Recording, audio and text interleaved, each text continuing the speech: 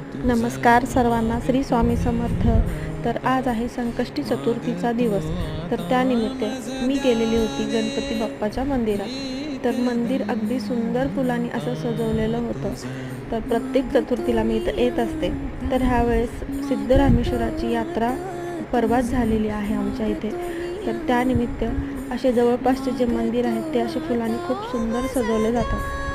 तर हे सुद्धा मंदिर गणपती बाप्पाचं सजवलं गेलेलं होतं. खूप छान आणि प्रसन्न असं वाटत होतं तिथे.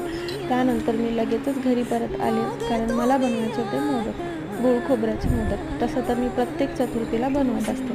आणि त्यानंतर मी मोदक बनवले. त्यानंतर 9:30चा चंद्राचा टाईम होता.